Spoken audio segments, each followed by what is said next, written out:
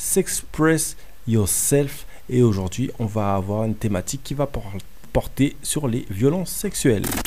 Street Diamond, 19h, 22h sur Radio RGB avec Mac Parot et la team Street Diamond. Sharon, donc aujourd'hui, on a une thématique qui est très importante. Donc la thématique des violences sexuelles, mais justement, violence et sexualité, quel est le lien ? Eh bien, il y en a un malheureusement.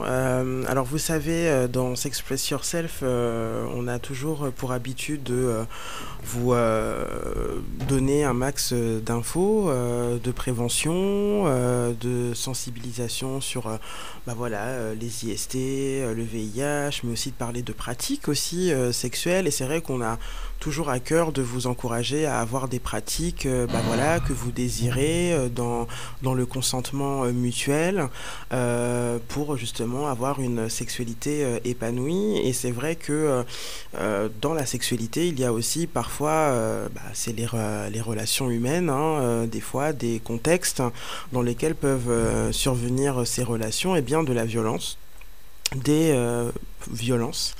C'est central en fait d'en parler, ne serait-ce que déjà pour identifier ces violences, quelles sont leur nature, d'identifier aussi le contexte dans lequel elles se produisent, et aussi d'en parler surtout pour prendre conscience aussi des sanctions qui peuvent tomber aussi sur ces violences, dans le but aussi d'apporter un soutien aux victimes et aussi aux survivants et aux survivantes.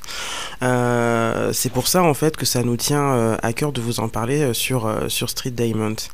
Donc oui, la violence, les violences ont un impact sur la sexualité parce qu'il y a des effets psychotraumatiques en fait, dont je prendrai le temps un peu de vous expliquer tout à l'heure. La première chose qu'il faut savoir, peut-être, c'est déjà de commencer à définir la violence, parce que il y a une différence quand même entre la violence et l'agressivité, par exemple. Là où l'agressivité, ça va être un peu... on va dire un comportement inné de survie. C'est vrai que la violence, c'est un comportement social en fait, qui dépend de la société et aussi des systèmes de pensée. Et ce qui est important aussi de savoir, c'est que la violence sexuelle, elle se fait dans le cadre d'une domination sur l'autre en fait. Quand on exerce de la violence sur quelqu'un, c'est qu'on est dans une volonté, que ce soit physique ou psychique, de contraindre, de dominer, de contraindre, de dominer, parfois même de tuer. Voilà, on est dans une volonté de détruire l'autre. Et ça, forcément, du coup, la démarche, elle est complètement différente. Les violences sexuelles, comme je vous le disais, elles ont des répercussions très lourdes sur le parcours affectif et sexuel des personnes. Et il faut pas croire, en fait, les violences, tout le monde est concerné, en fait, sur les violences sexuelles, même si les chiffres, on le sait, et parce qu'on vit dans une société, de mon point de vue, qui est patriarcale, et les femmes sont majoritairement victimes de violences sexuelles. On dit souvent que 80% même de ces agressions, des agressions sexuelles et des violences, etc., sont souvent produites par l'entourage et a fortiori donc par des hommes. Mais ce qui ne veut pas dire que les hommes, eux, ne sont pas aussi concernés par les violences sexuelles. Il y a des hommes qui sont concernés par les violences sexuelles.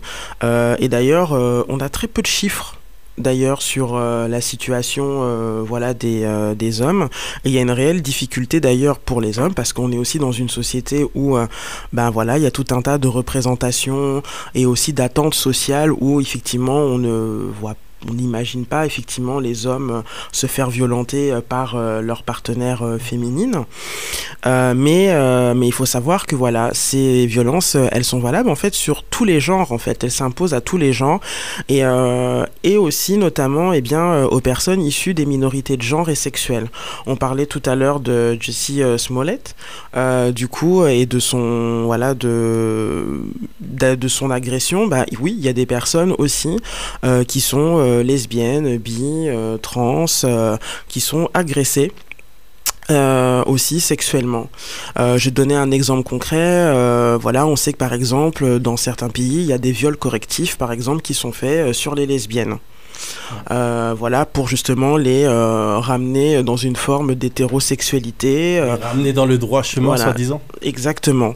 Donc voilà, donc c'est pour dire que les violences sexuelles concernent donc tous les genres et il n'y a pas des catégories sociales qui seraient plus prédisposées à la violence que d'autres, parce qu'il y a aussi très souvent tout un imaginaire aussi, notamment sur des populations racisées, pour employer un terme donc non blanche, donc que ce soit les personnes noires ou les personnes maghrébines, voilà, qu'elles soient issues de quartiers populaires ou non, il y a très souvent comme ça des projections qui peuvent être faites sur ces populations, qu'elles seraient plus disposées ou plus, enfin voilà, des discours qui sont racistes, hein, tout simplement, voilà, qui consistent encore une fois à accentuer sur voilà, l'agressivité et la violence dans la sexualité de ces populations. Non. Encore une fois, les violences concernent tout le monde, quel que soit le milieu social, quel que soit le genre, quel que soit le contexte social, économique, etc. Donc c'est très important, en tout cas aujourd'hui, d'amener le sujet en profondeur et finalement de prendre de la hauteur sans forcément à chercher à stigmatiser telle ou telle population. On dit souvent que les personnes qui aussi commettent, enfin il n'est pas rare que les personnes qui commettent des actes de ce genre soient aussi des personnes qui ont subi des violences sexuelles. Oui, clairement, il y a effectivement effectivement les auteurs de violences ont été même parfois victimes elles-mêmes, soit dans leur enfance ou enfin à différents moments de leur vie, aussi victimes de violences et en fait elles vont reproduire des fois ce qu'elles ont vécu, donc oui, c'est pour beaucoup de profils c'est le cas. Alors il y a là on serait plutôt dans l'ordre du débat pour le coup. Mais il y a beaucoup d'affaires qui sont venues un peu s'interposer aux actus, aux rumeurs, et on les a pas forcément citées précédemment exprès. Donc bien sûr on a cité l'affaire de Jussie Smollett, mais il y a aussi cette affaire avec Chris Brown récemment à Paris qui soulève certaines choses. Il y a Bill Cosby qui est derrière les barreaux, il y a Roman Polanski qui est dans le plus grand des calmes quelque part. Il y a Harvey Weinstein qui a vu certaines charges tomber à l'eau contre lui. Et il y a R. Kelly qui a été traumatisé, n'est-ce pas, qui est tombé subitement, qui a fait un malaise. Il a fallu l'emmener à l'hôpital à la suite de ce documentaire en plusieurs parties sur Surviving R. Kelly. Donc on va s'écouter juste un petit document sonore sur ce documentaire. Can you describe the physical abuse? God, I can't take another day. I can't do this anymore. It shouldn't have happened. Why didn't anyone notice? We all noticed. No one cared because we were black girls. I'm sorry. It's okay. Surviving R. Kelly, a 3-night event, premieres Thursday, January 3rd on Lifetime. Donc, il faut savoir que le Surviving R. Kelly est un documentaire en plusieurs parties qui a été diffusé sur Lifetime. Il y a pas mal de gens qu'on retrouve sur ce documentaire, dont Sparkle. C'est une chanteuse qui était très connue, qui était produite, en tout cas à l'époque, et produite par R. Kelly. Il faut savoir que à partir du moment où elle a porté, en tout cas, faut savoir que, pour être très clair, il y a une vidéo qui est sortie d'R. Kelly, et en gros, en tout cas, toutes les personnes ont reconnu R. Kelly, sauf les jurés, semble-t-il, et le juge de l'affaire en question. Et sur la vidéo, il s'agissait de la nièce de Sparkle.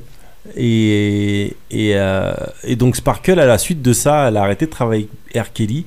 Et sa carrière s'est arrêtée aussi de la même manière.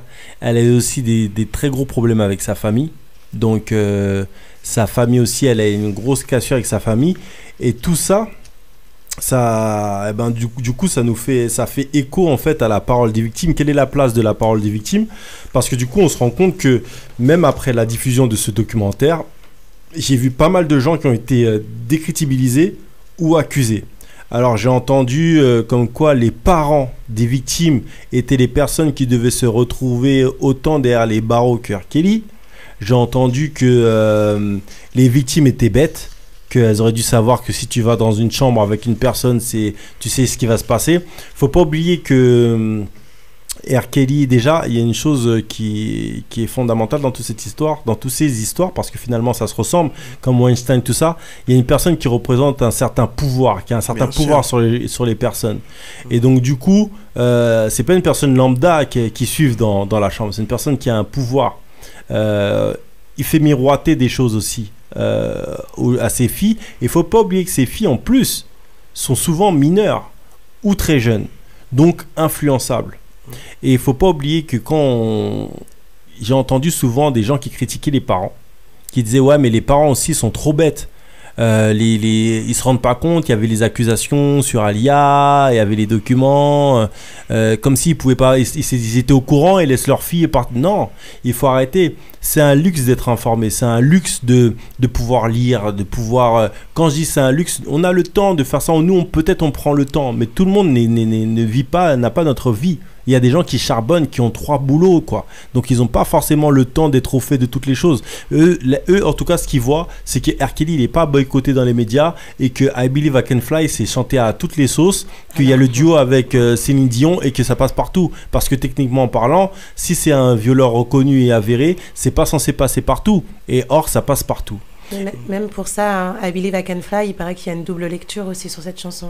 Mais sur plein de chansons, il y a des chansons où même...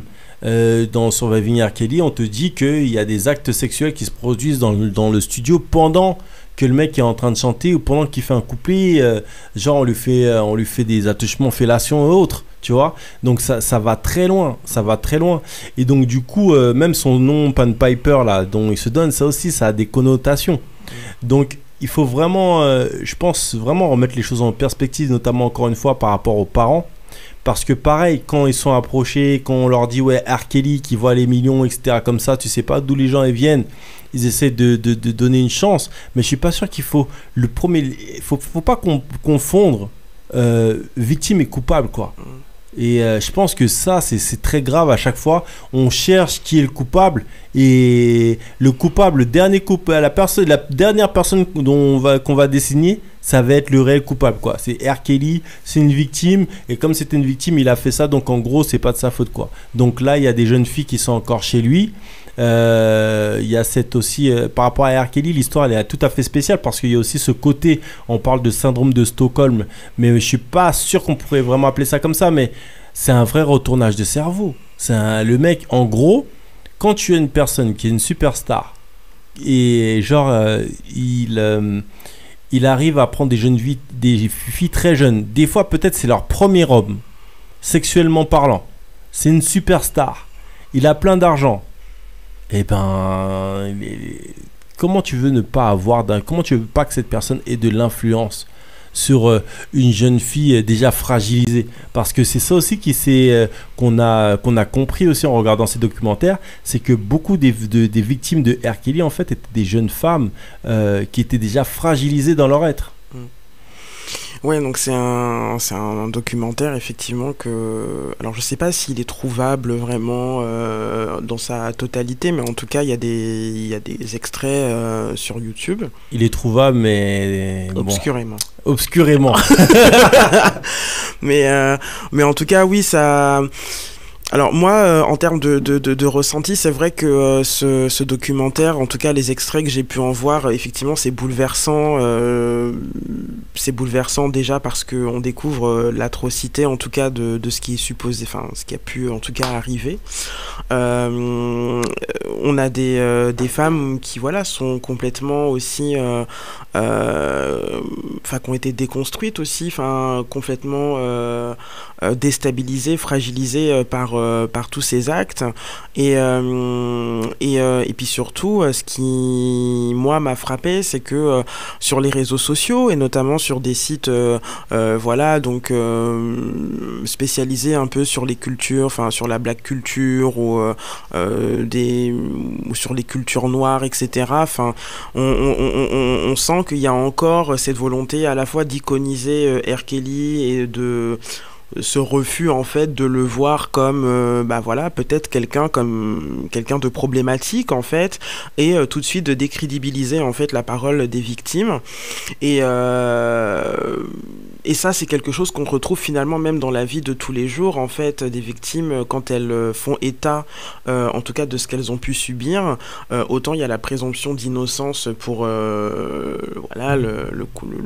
l'auteur, mais il y a aussi le droit aussi d'être victime en fait et de s'exprimer en tant que tel, et c'est vrai que là pour le coup j'ai vu plein de messages où on disait que les meufs elles faisaient ça pour le genre, un peu tout ce que tu disais, qu'elles sont bêtes, qu'elles sont vénales et tout ça, et à un moment donné mais tu te dis ces femmes font aussi un choix de s'exposer dans ce documentaire, elles sont nombreuses. Donc il y a un moment donné aussi, on peut peut-être aussi se dire juste, on peut aussi accueillir en fait leurs paroles, voilà, et respecter en fait juste la parole, et oui, la justice fera son taf le temps voulu, et il serait bien d'ailleurs temps que la justice fasse vraiment ce taf, parce que ça commence un peu à dater là, cette histoire, mais voilà, le sentiment vraiment que encore une fois quand les victimes exposent leur situation, on va tout de suite chercher à les décrédibiliser et aussi à leur reprocher, à les faire culpabiliser. Mais pourquoi t'es pas parti ? Mais pourquoi tu restes là-bas ? Mais pourquoi t'as pas fait ci ? Et pourquoi t'as pas fait ça ? Et en fait, les choses sont beaucoup plus complexes parce que tu le disais tout à l'heure, il y a la question du pouvoir, et dans la question des violences, c'est ça qui est fondamental, c'est que l'auteur, il est dans une démarche de domination, il a du pouvoir, il a un pouvoir physique, il peut avoir une emprise aussi psychologique. Ouais. Parce que je tiens à rappeler qu'il y a plusieurs catégories quand même de violence. Alors, je vais peut-être pas toutes les citer, mais il y en a quand même qui sont... donc on a parlé... Il y a 13 catégories de violence, si je ne m'abuse. Oui. Alors moi, j'en ai répertorié 13 en faisant un peu des recherches, mais évidemment, j'ai pris celles qui me semblaient les plus... en tout cas, celles qu'on pouvait entendre le plus souvent dans les actualités, etc. Mais il y a effectivement le viol. On compte aussi donc le harcèlement sexuel, il y a notamment aussi donc les mutilations sexuelles, l'excision, fait partie aussi de ces de ces catégories des violences sexuelles. Après il y a effectivement donc les agressions sexuelles, il y a aussi les propos liés à l'orientation de genre et aux discriminations sexistes ou liées à l'orientation de genre aussi, à l'orientation sexuelle, pardon. J'en cite quelques-unes, mais il y en a énormément. Il y a le voyeurisme, l'exhibitionnisme sexuel, il y en a beaucoup. Peut-être ce qui moi me paraît important aussi c'est peut-être aussi de les identifier aussi un peu, parce que il y a ce qu'on pense, ce qu'on imagine et ce que dit la loi en fait. Ouais, comme par exemple sur le viol, qu'est-ce que c'est le viol au niveau de la loi Alors moi j'ai été sur le site, c'est très simple, j'ai été sur le site du gouvernement. Autant faire non mais voilà, pour se faire une idée, très clairement. Donc j'ai été sur le site, je pourrais même vous mettre les références d'ailleurs, mais alors déjà ce qu'il faut savoir, c'est que par rapport aux violences sexuelles, donc il y a une classification juridique, il y a ce qui relève du crime et ce qui relève du délit. Donc par exemple le viol c'est un crime, et il est défini par le code pénal comme tout acte de pénétration sexuelle de quelque nature qu'il soit, commis sur la personne d'autrui ou sur la personne de l'auteur par violence, contrainte, menace ou surprise. Tout acte de pénétration sexuelle est visé, buccal, vaginal, anal, par le sexe, par le doigt ou par un objet. Voilà, donc la définition, elle est très claire. Donc il y a la question de l'auteur, hein, donc peut effectivement agir par violence, par contrainte, par menace ou par surprise. Voilà. En général, alors je dis bien en général, hein, et ça après c'est selon les affaires, mais c'est quand même 15 ans d'emprisonnement. Et puis après il y a ce qu'on appelle les circonstances aggravantes, et là on peut aller jusqu'à 20 ans, voilà. Donc par exemple les circonstances aggravantes, ça va être voilà, sur une personne âgée de moins de 15 ans au moment des faits, si c'est le conjoint ou le concubin ou le partenaire de la victime, si par exemple la personne elle est particulièrement vulnérable, si c'est une femme enceinte, une personne handicapée, etc. Donc voilà, et la juridiction qui est compétente, c'est effectivement la cour d'assises. Donc voilà la juridiction qui gère les crimes. Autre violence sexuelle par exemple dont on peut aussi parler, donc il y a les agressions sexuelles autres que le viol, et donc les agressions sexuelles là relèvent de délits, en fait c'est des délits. Et c'est le tribunal correctionnel généralement qui est en charge voilà, de ces affaires. Et en fait les agressions sexuelles sont définies comme un acte à caractère sexuel sans pénétration commis sur la personne d'autrui par violence, contrainte, menace ou surprise, donc toujours ces conditions-là.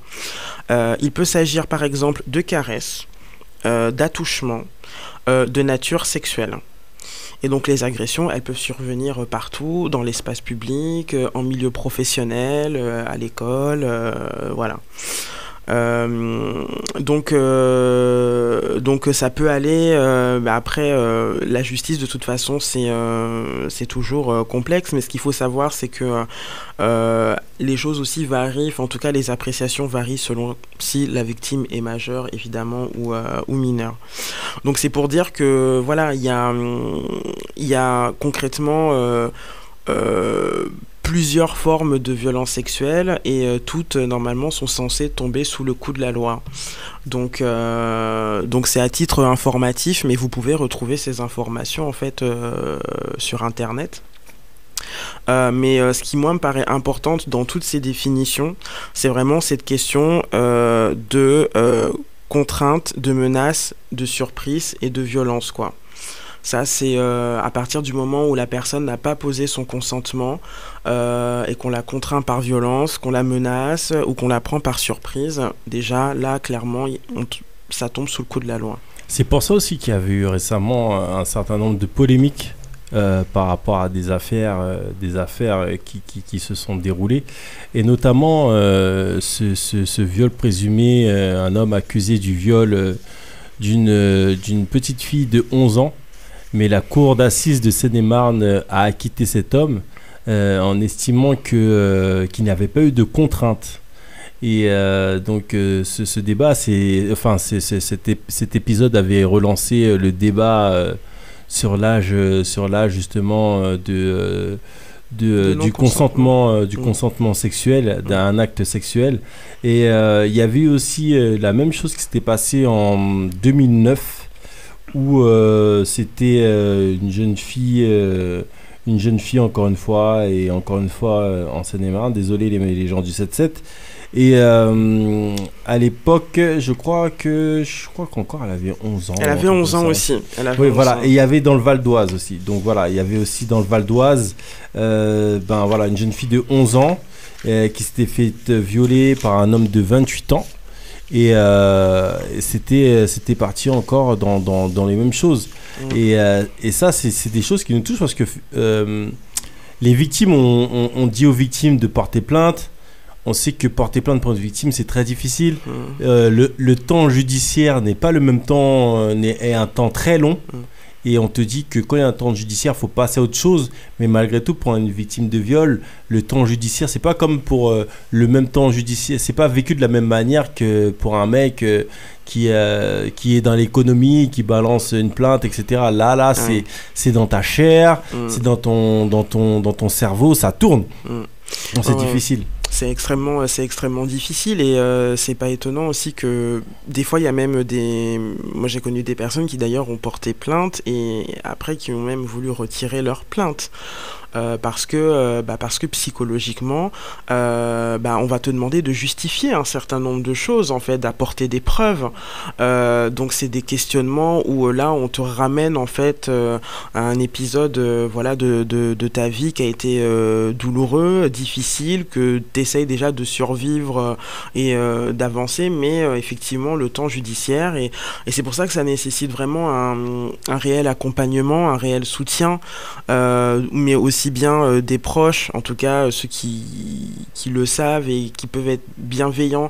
C'est important de soutenir aussi les survivants et les survivantes dans leur démarche et effectivement de pas et de comprendre aussi, d'écouter leur hésitation, d'écouter aussi leurs difficultés, d'écouter la souffrance et des fois d'être juste là toujours à veiller vraiment que alors après c'est complexe, hein, je parlerai pas à la place des gens, mais en tout cas ça me semble important qu'il y ait une écoute qui soit bienveillante, voilà, et qu'il y ait un réel soutien, parce qu'une fois que l'affaire est lancée, effectivement ça va demander beaucoup d'énergie. Une personne violée ou agressée, à combien de temps pour porter plainte si elle souhaite déposer une plainte? Alors, c'est une excellente question parce que je crois que j'ai la réponse. Donc, elle est tout à fait justifiée. Non, j'ai la réponse. Je vais te dire ça. Alors, Alors, pour le viol, lorsque la victime est majeure au moment des faits, elle peut déposer plainte dans un délai de 20 ans après le viol. Lorsque la victime est mineure au moment des faits, ce délai est porté à 30 ans à partir de sa majorité. Voilà. Donc ça c'est pour notamment le viol. Et concernant l'agression, le délai est porté à 20 ans après la majorité de la victime si l'agression sexuelle a été commise sur une personne mineure de moins de 15 ans. Et donc pour la personne majeure, elle doit être déposée dans un délai de 6 ans après l'agression sexuelle. Voilà, donc il y a quand même des délais de prescription aussi à prendre en compte. Il y a un autre aspect que je voulais aborder aussi avec vous et qui est très important, et là je vais essayer d'être la plus claire possible. Les violences, comme je vous le disais tout à l'heure, elles ont des conséquences psychotraumatiques sur les personnes et il y a... En fait, on peut dire un truc, excuse-moi de te couper, Sharon, parce que bon, c'est un travail de team, mais justement, les violences, en fait, des fois, on l'a dit, hein, tu l'as dit auparavant, des fois, ou souvent, ça vient de proches. Ça peut venir de proches, les violences sexuelles. Et justement, on a trop l'impression que des fois, que souvent, on a l'impression que en fait, la personne arrive et viole ou frappe une personne, alors que ça peut être amené de différentes manières, et notamment par le cycle de la violence. Oui, effectivement.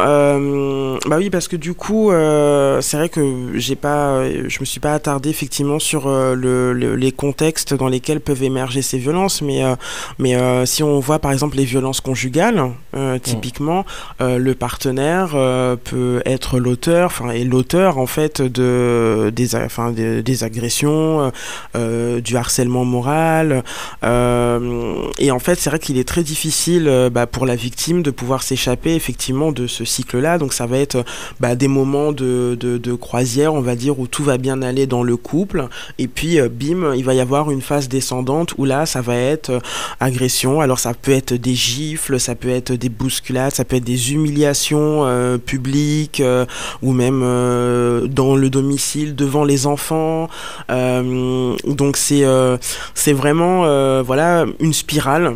En fait, c'est une spirale dans laquelle la victime ne parvient pas en fait à se sortir et que du coup, ça peut prendre des années avant qu'elle trouve une issue pour s'échapper de ça.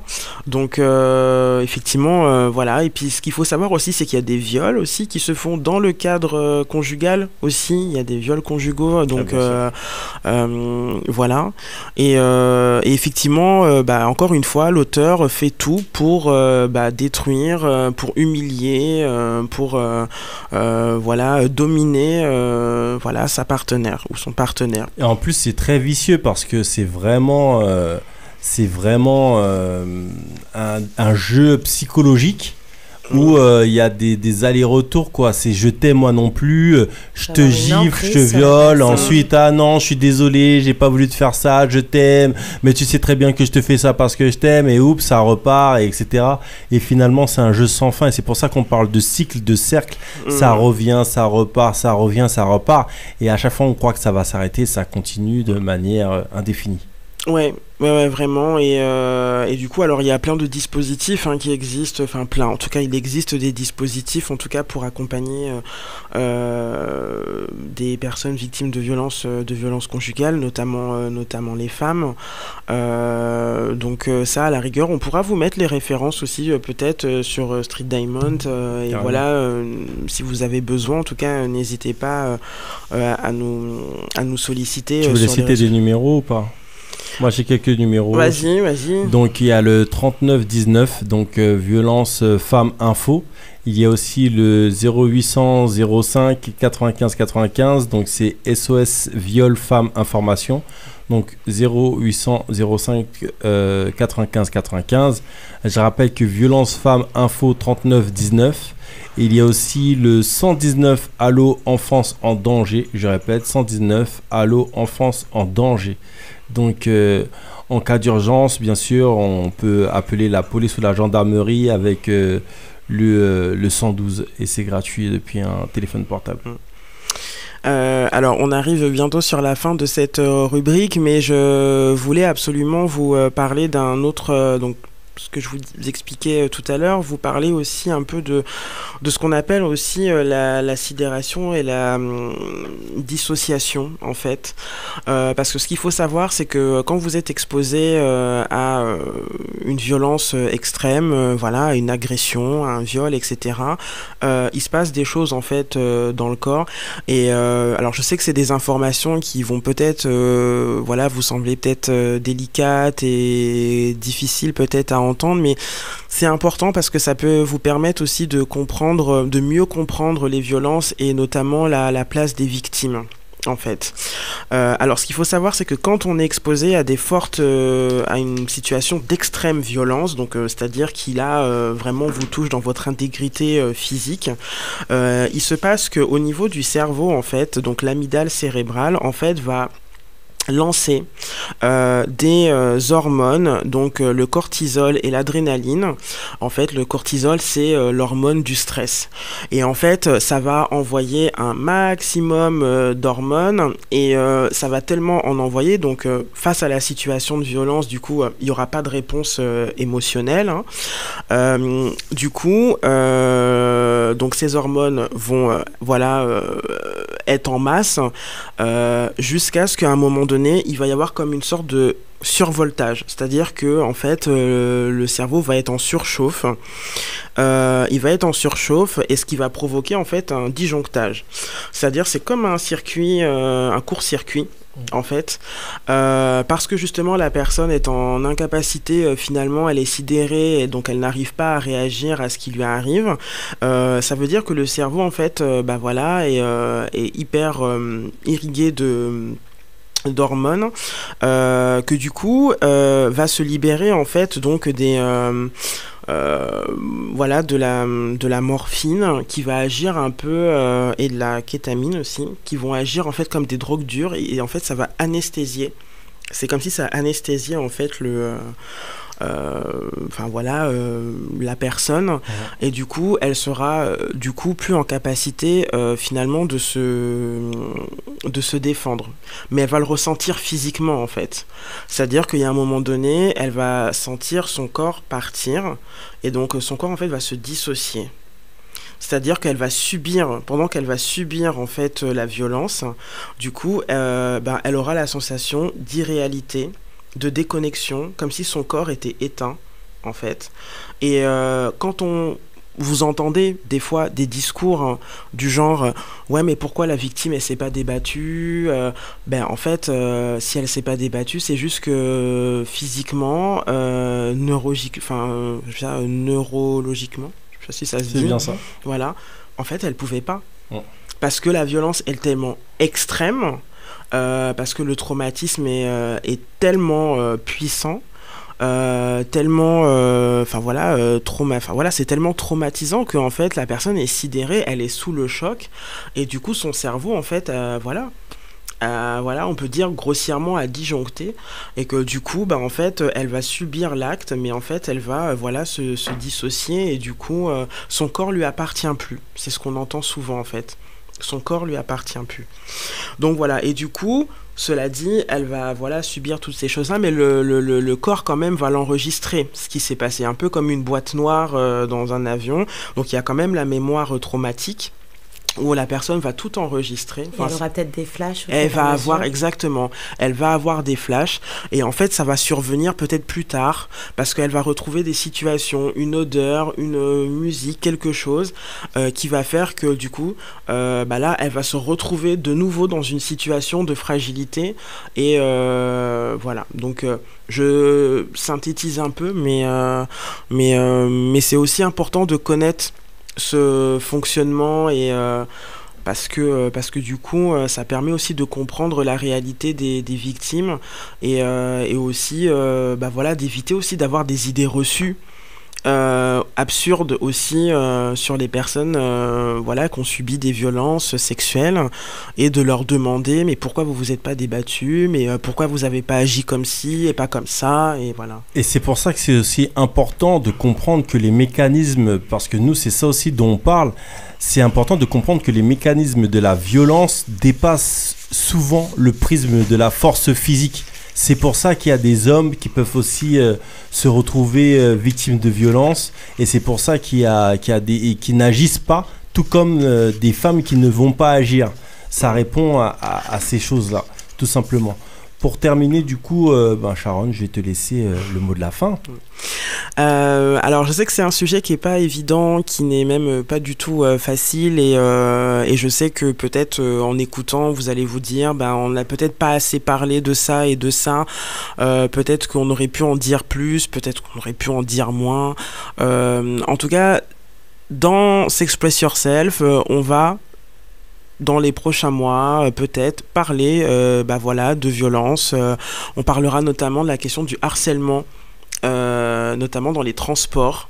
Donc ça c'est un sujet que on en parlera. C'est juste pour vous dire que c'était important d'introduire cette question des violences, pour que déjà vous gardiez en tête que sur Street Diamond on peut aussi parler de ces problématiques là, et que du coup on essaiera dans notre programmation d'amener ces sujets avec avec précaution, mais aussi avec le respect qu'il faut pour en tout cas les victimes, et c'est important d'amener ces sujets-là, parce que tout ça n'est pas sans conséquence sur la sexualité. C'est des séquelles, c'est des marques qui restent, et il y a tout un travail aussi de se reconstruire malgré ces violences-là, et que c'est possible, et que j'espère qu'on aura l'occasion d'avoir des témoignages de parcours de personnes qui ont pu surmonter toutes ces choses-là. Donc évidemment on leur apporte un grand soutien, puis au plaisir de vous retrouver bientôt. On se retrouve bientôt. L'émission s'appelle Street Demon. C'est tous les samedis de 19h à 22h sur Radio RGB 99.2 FM. Vous pouvez nous retrouver notamment sur le site internet de Street D et bien sûr sur radio-rgb.net, mais sur streetdemon.fr. Vous pouvez aller sur les applications, vos applications de podcast favoris. Vous tapez Street Demon et vous allez nous trouver. Merci encore à l'équipe Street Demon. Merci Sharon. Un très beau sujet, une très belle thématique, j'aimerais même dire très très très importante, qui nous concerne tous et toutes. Merci Kelly, merci Teddy, merci Mademoiselle Essie. Et on vous dit à la semaine prochaine. On revient très vite et très fort. Peace. Ciao. Salut. Interview avec Lincha qui est dans le building. Merci Lincha. Je sais que c'est toi qui devais terminer, mais je suis désolée, moi j'ai passé un super bon moment. Street Diamond, 19h, 22h sur Radio RGB avec Mac Paro et la team Street Diamond. Vous savez que les interviews, des fois, on se rend